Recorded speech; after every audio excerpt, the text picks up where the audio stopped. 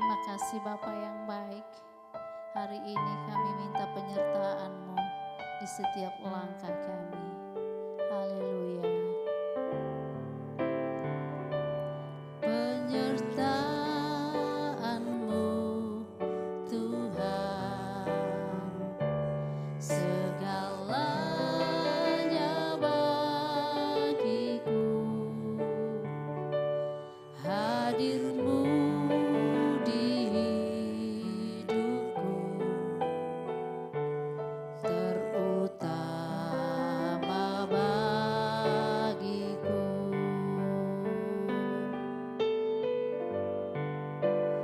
Anugerah-Mu,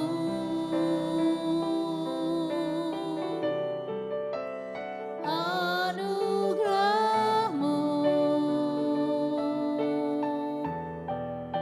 semua karena anugerah-Mu, bukan karena kekuatanku.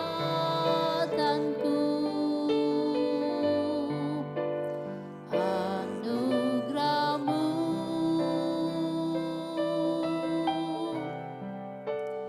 anugerah-Mu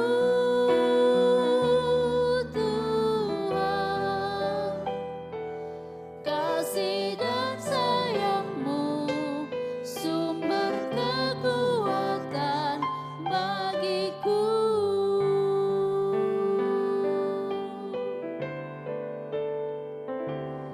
Penyertaan-Mu Tuhan, segalanya bagiku. Hadir-Mu di hidupku, terutama bagiku.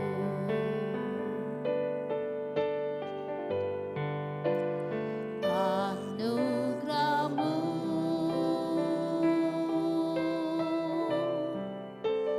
anugerah-Mu, semua karena anugerah-Mu, bukan karena kekuatanku.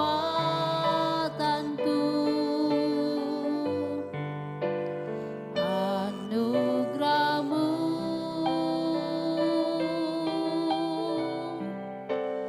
anugerah-Mu Tuhan, kasih dan sayang-Mu, sumber kekuatan bagiku.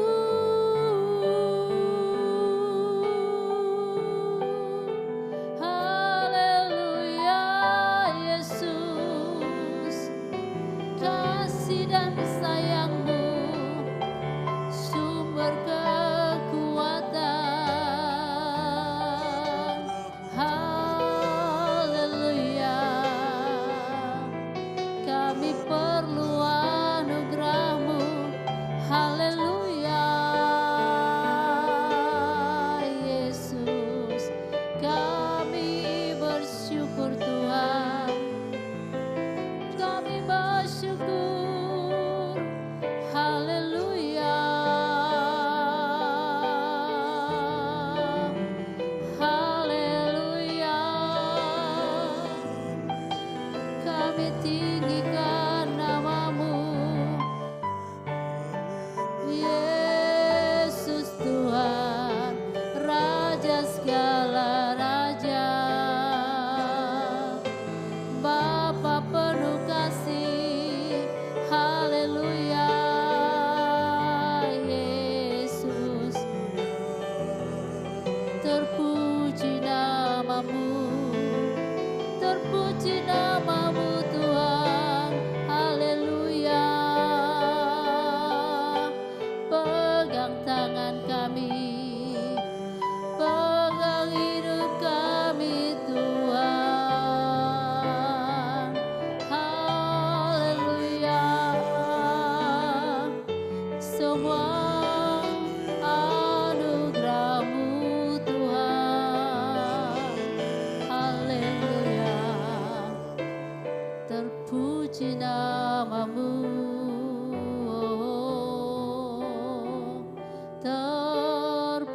puji namamu, haleluya.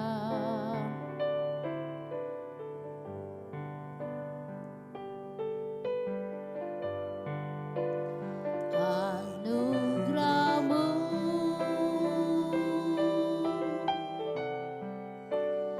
anugerahmu, semua karena anugerahmu,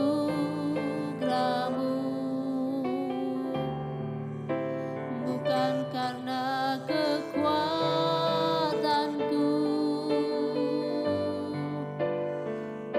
Anugerahmu,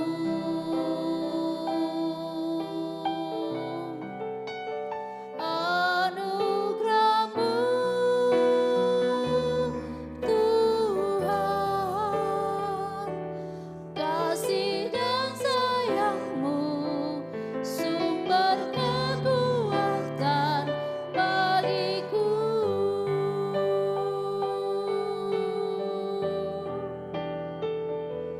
Kasih dan sayangmu, sumber kekuatan bagiku.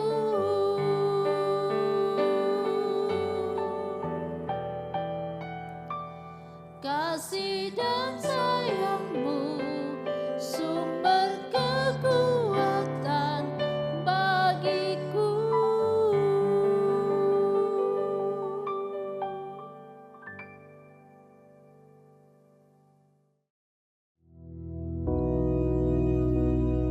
Bapa kami yang di surga, dikuduskanlah namamu, datanglah kerajaanmu, jadilah kehendak-Mu di bumi seperti di surga.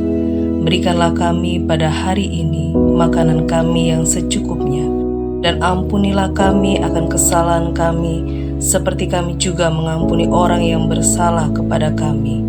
Dan janganlah membawa kami ke dalam pencobaan, tetapi lepaskanlah kami daripada yang jahat. Karena Engkaulah yang empunya kerajaan dan kuasa dan kemuliaan sampai selama-lamanya. Amin.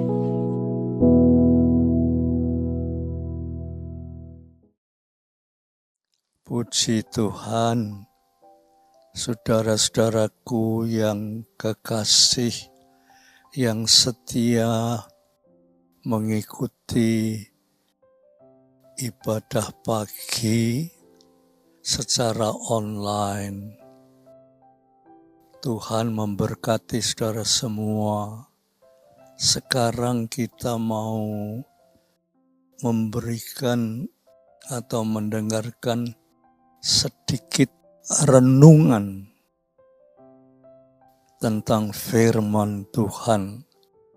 Untuk itu, marilah saya ajak saudara-saudara untuk berdoa minta pimpinan Roh Kudus. Tuhan, Bapa kami yang di sorga, kiranya Tuhan berkenan, Roh Kudus berkarya untuk menyampaikan kebenaran firman-Mu, supaya siapa yang mendengarnya, Tuhan sentuh dengan kuasa Roh-Mu yang kudus, supaya tahu kehidupan rohani yang lebih baik. Terima kasih Tuhan, dalam nama Yesus Kristus. Amin. Saudara-saudaraku yang kekasih, kita siapkan sebuah ayat dari kitab suci ya, yang terdapat di dalam surat Roma. Surat Roma atau Roma pasal 12 ayat yang kedua. Roma 12 ayat yang kedua. Coba saya bacakan dan saya akan sedikit memberi penjelasan supaya semua saudara mengerti ya. Roma 12 ayat 2 ya. Saudara dengarkan. Janganlah kamu menjadi serupa dengan dunia ini. Saya ulangi. Janganlah kamu menjadi serupa dengan dunia ini, tetapi berubahlah oleh pembaharuan budimu, sehingga kamu dapat membedakan manakah kehendak Allah, apa yang baik, yang berkenan kepada Allah, dan yang sempurna. Saudara, di sini dikatakan, coba saudara perhatikan ya, janganlah kamu menyerupai dunia ini.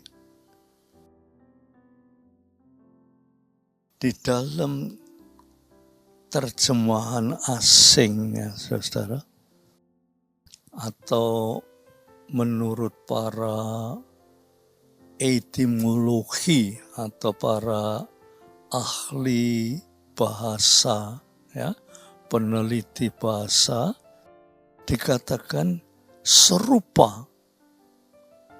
Itu dalam bahasa Yunani disebut suschematisestai, dari akar kata schema.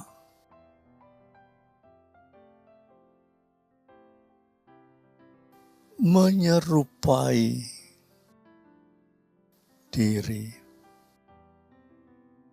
Jadi di dalam kehidupan Kristen di dunia ini, kita ini diajar untuk hidup beda dengan dunia, beda dengan orang-orang dunia, beda dengan orang-orang yang tidak percaya kepada Tuhan. Ya, kalau menjadi orang Kristen, ya, hidupnya masih sama seperti orang dunia.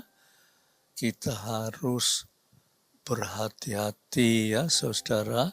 Kita harus belajar beda.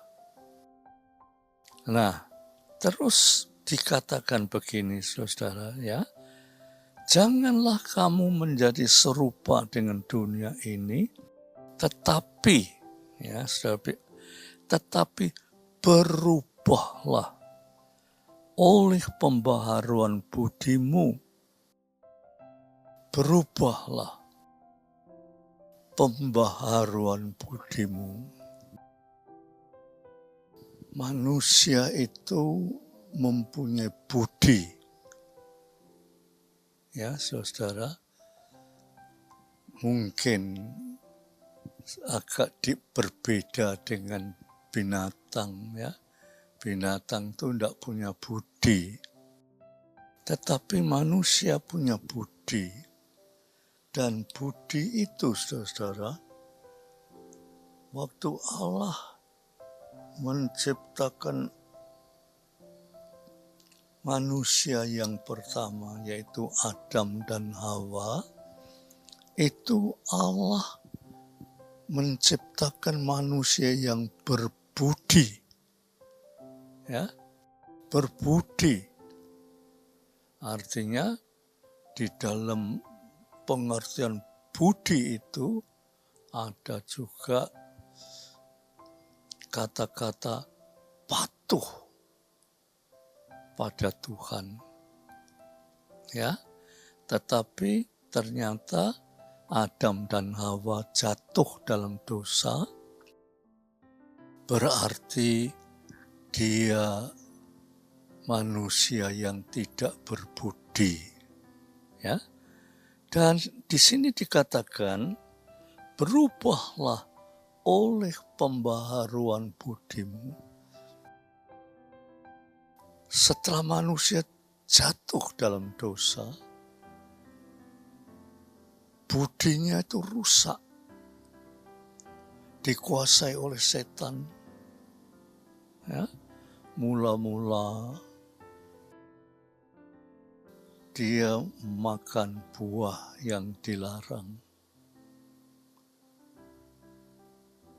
Lantas rusak, budinya rusak. Waktu Allah tanya, dia bilang, kenapa engkau makan buah ini? Dia menunjuk setan. Dia tidak mau mengakui diri. Jadi budinya itu sudah rusak. Ya, saudara. Di sini tetapi berubahlah oleh pembaharuan budimu. Waktu Yesus datang ke dalam dunia ini, Yesus itu membaharui budi daripada umat manusia. Supaya manusia kembali kepada kehidupan yang baru. Perubahan budi ini, ya saudara, kalau digambarkan dengan contoh lain, ya, begini. Upamanya saudara melihat ulat,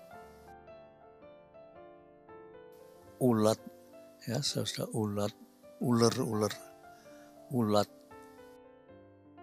Ulat itu berubah menjadi kupu-kupu. Ulat itu tadinya tidak bisa terbang. Setelah dia berubah menjadi kupu-kupu, dia bisa terbang. Dan menurut para ahli, kupu-kupu itu memberi sari-sari daripada bunga-bunga itu menjadi indah dan harum. Itu perubahan dari ulat. Ulat itu tidak bisa apa-apa dan menjijikkan, saudara. Tetapi pembaharuan budi itu dalam bahasa aslinya disebut metaphoristei,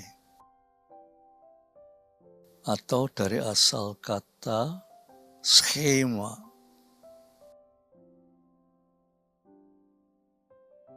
Saudara, pembaharuan budi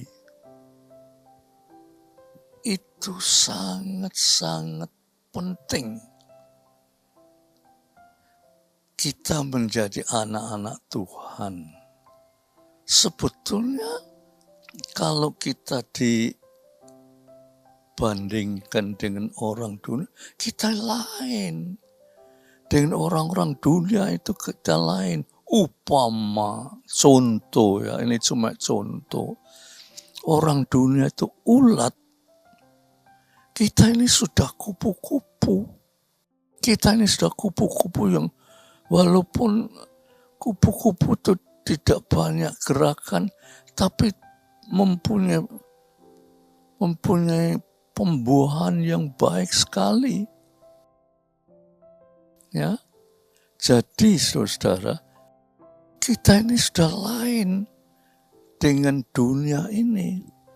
Kita ini sudah lain dengan orang-orang dunia yang hidupnya masih tidak terkendali, ya, penuh dosa, kejahatan. Tetapi kita ini sebagai anak-anak Tuhan, kehidupan kita yang terkendali. Karena sudah diubah oleh pembaharuan budi kita. Ya, budi kita yang tadinya rusak pada waktu Adam dan Hawa makan buah yang dilarang oleh Tuhan itu, sekarang dibaharui oleh Tuhan. oleh Yesus Kristus. Oleh sebab itu, orang yang percaya akan Yesus Kristus, hidupnya harus menyerupai Yesus, meneladani Yesus. Tetapi kenyataannya lain. Kenyataannya lain. Kita ini masih banyak dipengaruhi oleh budi-budi dari dunia ini yang sudah rusak. Ya, saudara, hidup orang Kristen itu masih banyak dipengaruhi oleh dunia yang rusak ini. Nah, oleh sebab itu, pada kesempatan ini, firman Tuhan mengingatkan, ya. Coba saudara perhatikan. Firman Tuhan mengingatkan, saya bacakan lagi ya.